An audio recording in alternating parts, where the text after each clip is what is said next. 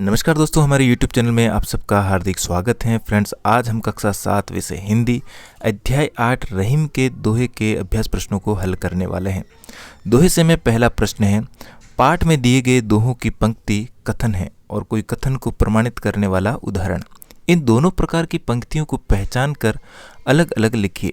उत्तर में हम लिखेंगे कथन पंक्ति। सबसे पहले, विपत्ति कसोटी जे कसे तेई सांचे मीत, रहीमन मछरी नीर को तऊ न छाड़ती छोह।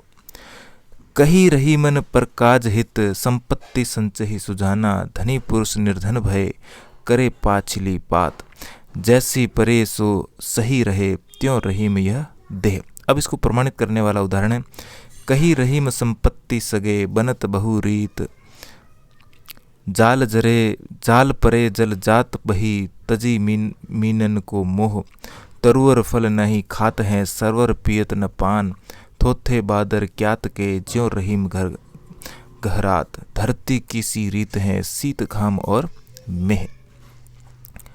अब है प्रश्न नंबर 2, रहीम ने क्वार के मास में गरजने वाले बादलों की तुलना ऐसे निर्धन व्यक्तियों से क्यों की है जो पहले कभी धनी थे और बीते बातों को बताकर दूसरों को प्रभावित करना चाहते हैं। दोहे के आधार पर आप सावन के बरसने और गरजने वाले बादलों के विषय में क्या कहना चाहेंगे? उत्तर में हम लिखेंगे, सावन में वर्षारूपी धन से ओत प्रोत बादल क्वार का महीना आते आते अपने वर्षारूपी धन से हीन हो जाते हैं। तब वे जोर जोर से गरज कर यह बताने की कोशिश करते हैं कि अभी भी वे धनी हैं। उसी प्रकार कभी धन रहा व्यक्ति भी निर्धन हो जाने पर अपनी पूर्व स्थिति का प्रदर्शन कर लोगों पर अपनी धाक जमाना चाहता है।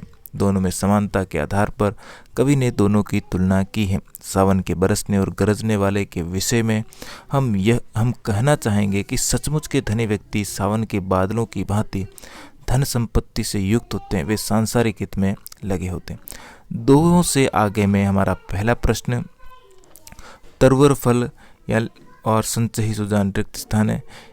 इस दोहे में बताई गई सच्चाई को हम अपने जीवन में उतार लेंगे तो हम धन का संचय दूसरों की भलाई के लिए करना आरंभ कर देंगे। यानी कि जो पहला प्रश्न है, नीचे दिए गए बताई सच्चाइयों को यदि हम अपने जीवन में उतार लें तो उसके क्या लाभ होंगे, सोचिए और लिखिए। तो इसका उत्तर पहले का का हमने बताया। अब दूसरा है ख, धरती की सी यह दे। इसका उत्तर हम लिखेंगे, यदि इस दोहे में बताई गई सच्चाई को हम अपने जीवन में उतार लेंगे तो हम अच्छी बुरी परिस्थितियों में समान भाव से जीना सीख जाएंगे। भाषा की बात में पहला प्रश्न, निम्नलिखित शब्दों में प्रचलित हिंदी के रूप लिखिए, जैसे परे पड़े रेड़े, विपत्ति बादर मछली मीत शीत। इसका उत्तर लिखेंगे हम, विपत्ति का लिखेंगे विपत्ति ब व, बादर का बादल र ल, मछली का मछली र ल और शीत का शीत स शंकर वाला स। नीचे दिए गए उदाहरण पढ़िए। बनत बहुत बहुरोत, ख है जाल पर जात जल जात बही। उपयुक्त उदाहरणों की पहली पंक्ति में ब का प्रयोग कई बार किया गया है और दूसरी में ज का प्रयोग। इस प्रकार बार बार एक ध्वनि के आने से भाषा की सुंदरता बढ़ जाती है। वाक्य रचना की इस विशेषता के अन्य उदाहरण खोज कर लिखिए। उत्तर में हम लिखेंगे, संपत्ति का लिखेंगे संचही सुजान छाती छोह। इसके साथ ही हमारा पाठ यहीं पर समाप्त हुआ। वीडियो अच्छा लगा तो लाइक शेयर और चैनल पर पहली बार आए तो चैनल को सब्सक्राइब जरूर कीजिएगा। धन्यवाद।